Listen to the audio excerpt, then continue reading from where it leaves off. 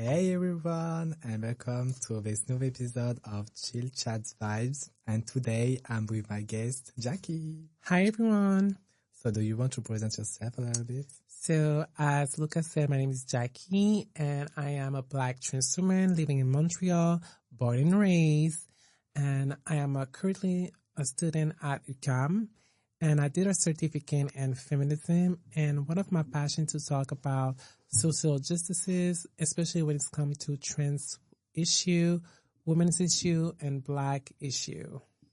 And so that's why our topic today is LGBTQ history in Canada. Yay. I'd like to know, what is your point of view when it's come to Canada and its relationship with LGBTQ people? For me, since I'm not a Canadian, I'm from France. When I came here, I just learned that there was the hugest community of queer people here. So I was like, oh my God, it's gonna be amazing. And that's true. Like, it's really a place where I can express myself of I want. I can wear what I want. I can do everything what I want. I think pretty secure here. Yes, indeed. It's Canada is considered one of the safest place and welcoming place to LGBTQ people. You know, being born and raised here, I never felt like I have to be scared for my life in the country of other countries. But I did have to go through bullying when I was a teenager. But I think now things are very much better for younger people, even though we are seeing among men more homophobia than before. Yeah. But I think if we have to compare ourselves to other countries, we're still very safe, and we still have people who are very open-minded. Yes. But we have to know that Canada history regarding LGBTQ people wasn't always beautiful. It wasn't always like as it is now. Yeah, I was pretty shocked when you announced me that before 1969, homosexual were criminalized. Yes, so before 1969, homosexual were considered criminals because Canadian policy was held by the Britain, and due to that, Canada didn't have much power about their policy, even though people were agreeing with those policy. So what I mean by that is that homosexual could be sentenced to life in prison and also death penalty. And I remember as I was doing my research, I discovered that there is a case of Everett George Clifford, who was a man from the Northwest who was arrested unfairly just because he was gay, and he was charged, as a sexual offender and also sentenced to life in prison. Oh God. And due to that situation, the population was very outraged, so they had some manifestation. And I know that after that event, we had many discussion about what we are doing about the issue of gay people being criminalized. And I know that Trudeau administration, Pierre Trudeau, passed a bill called Bill C-150 that helps gay people not to be criminalized. So that was a great thing. Thank you, Pierre Trudeau. Thank you to him. And I know that the same-sex marriage was voted the 2005. Yes. And which is way before France, because in France it was in 2013, if I remember well. And it wasn't as complicated as it was in France, because the major party was already in the same page that they all wanted to vote it for the same-sex marriage, which is good for them. Yeah, and the fun fact is I remember what I was learning more about the history of homosexual LGBTQ rights in Canada. There was a group of people, and the case is named Halpern vs. Canada. So a group of same-sex couples sue for the right to marry in Ontario, which lead the Ontario Court of Appeal, to ruling that the common law definition of marriage at that time was man and woman was unconstitutional, because based to our constitution, everyone has the right to live equally. Yeah. So due to that situation, that case helped directly to the Same-Sex Marriage Act in 2005. And I have like some fun facts about the same-sex marriage is, just for you to know, like Canada is the third country to vote for the same-sex marriage after the Netherlands and Belgium. So congratulations, Canada. We love Canada. There are also some other laws to protect queer community here. Like you said before, 1969, homosexuality was described as a criminality. A crime. An act You crime. were criminalized for that, yes. But then there's the Canadian Human Rights who amended that sexual orientation as one of the prohibited grounds of discrimination. And it was a declaration by the Parliament who said that gay, lesbian, and bisexual Canadians have their rights to live as equal as straight people. And there's also the Canadian Human Rights Commission who give more information about the rights and the sexual orientations. They considered everyone equal regardless of religion, race, national or ethnic origin, color, sex, age, or physical or mental disability. I want to say, you said that the Canadian, they prohibit discrimination based on sexual orientation. The fun fact is, even though we had a bill passed to decriminalize homosexuals, we still had raids. And one of the example I can say is like the soap operation. So the soap operation was basically, it happened in 1981 at Toronto. What happened is like 300 men were arrested and 4 bathhouses by officers. And I remember when I was reading the story and learning about that, people were very in shock because they were not how can I say that? People couldn't witness what they were doing, you know? There were spaces that was closed, like nobody can see what's happening. And they had raids happening with police officer. And that's probably one of the reasons why queer people in Canada and every part of the world don't feel comfortable with police. So back to the story. So when they were arrested, the next day, 3,000 of people took the street to manifest to say that that was a discrimination. And even though people marched, during 20 years, we had raids still happening in different provinces of Canada. So yes, we had laws that were protecting us, but at the same time, it took time to take an effect. So yeah. To get this security today, it takes like a really long time. A very long time to really execute the law in reality. And I know that there's a lot of people who fight for our rights today. I can talk about some activists like Shabby the Girl, which is transgender activist and writer who work for trans people in Canada. There's also Ellen MacDonald, which is activist who fought for the LGBTQ rights in Canada, and she organized the first gay rights march in Ottawa in 1971. And there's also Douglas Elliott, which is one of the lawyers who play a huge role for the legalization of the same-sex marriage in Canada in 2005.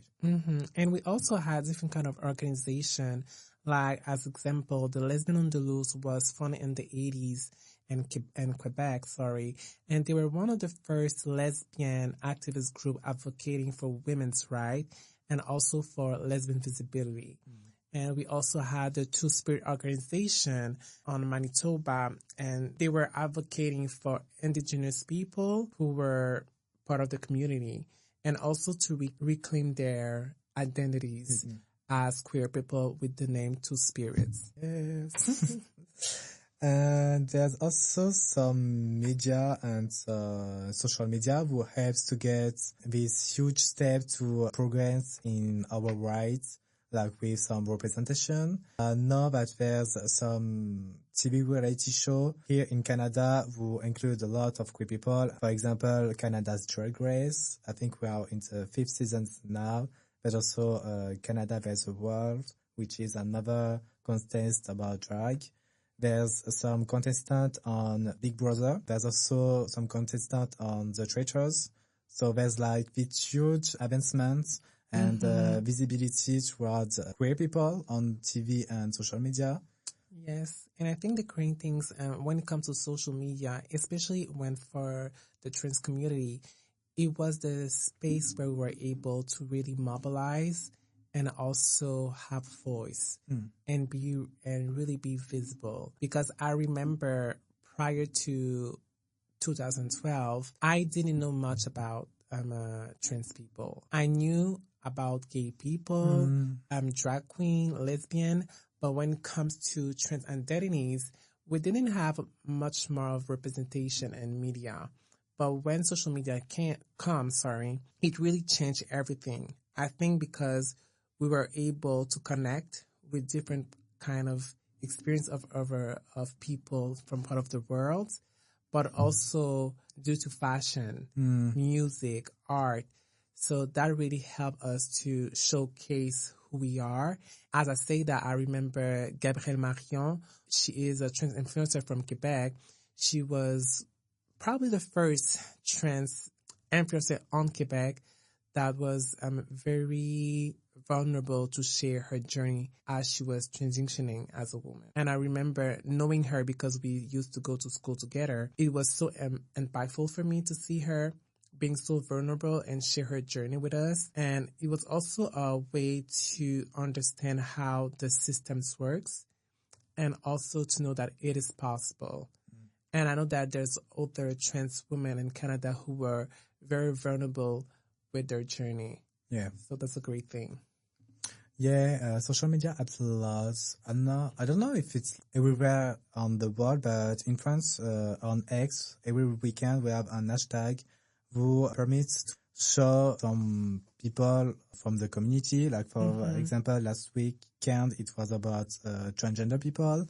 And next week it's gonna be about bisexual people. It's really like a good way to show some visibility for our community and to create really this sense of community to people to find each other and to interact with each other. So that's why I wanted to add. That's great. When it comes to the laws, I just want to touch about the laws because I just want to make people to realize that Canada is one of the safest places when we're looking at our laws and bills that protect us. If we look at the Criminal Code of Canada, hate speech and hate crime is condoned and can be criminalized if someone is advocating for genocide against unidentifiable group, as including LGBTQ individual. So that is a great thing. And also, I know that in 2022, we finally banned conversion therapy. Finally. Because for a very long time, some people, or most of the time religious group, were organized conversion practice on queer people. So that did very affect them mentally, emotionally, physically. All of them commit suicide. So I'm very happy that the government was able to create a law to protect us from that practice. So that's great. Yeah, that's great, but it comes like a little bit late, I think. I'm pretty shocked that this conversion exists for years and years and it's only ending like a few years ago. I think that's the hiding part history of Canada. Often people think Canada is a very safe place, but when you realize and when you take the time to dive in, you realize it wasn't always that perfect, and we still have issues we need to work. I can say, like, when it comes to trans people, some provinces don't give full access to gender affirming care, especially when it's for the youth. We can see right now our political state is very anxious. Like I know that a lot of people are very anxious, especially when it comes to trans people, trans youth. They are very anxious. They fear that they are not able to access to the care that they need. But at the same time, we have laws that protect us, and it's not very the same on depending of the premise that you're living in. I know that in Quebec, we are mostly protected, but I know on Ontario or Alberta or British Columbia, it's not the same. Not the same, yeah. Like, I wouldn't say that they have to fear, but we see a lot of anti-trans bill coming up. So we have to stay vigilant at the end. Yeah, and there's this thing that because Canada is next to the US, with all what's happened now with Trump and transgender people, it's gonna create like this tense atmosphere of all these traits that they're gonna change who we are and everything. It's not easy, especially for young people. But to young people and young queer people, do not forget that there's space to exist for you. There's community centers, there's online groups. But I think like y'all need to be more hopeful. Don't be scared of what's happening, because if we look at history at Canada, when it comes to LGBTQ rights, we always had to fight to have the rights that we have. It wasn't given. And if we look at just the history, like example, the same-sex marriage was actually given because a couple of Ontario of same-sex sued Ontario for the right to marry.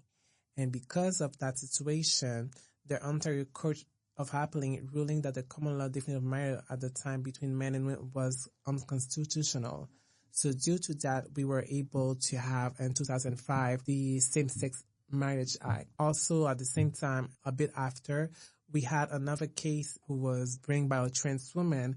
The case is called XY vs Ontario in 2012, where the trans woman was saying that she wanted to change her gender marker, but didn't want to undergo surgery because at that time, if you want to have a gender marker change, you need to do a surgery. But not every trans people want to do the surgery. Yeah. So yes, it took times, but we were able to have that right. So things took times, but if we mobilize, if we raise our voice, we will get through it, and we will access to our right. Yeah, with time. And that's also why Pride exists. It's not only like a way to celebrate our differences. It's also a way to still fight for our rights and to celebrate all the fights that other generations did for us, and to try to give to the young generation a better world and a way to really not being discriminated anymore. It's just a way to really celebrate ourselves and just remember what we have done before. So, yeah, it's great. Yeah, I think we're good. I think we're good, yes. So, to everyone for listening to us, thank you for listening. Have a good day. Yeah, bye.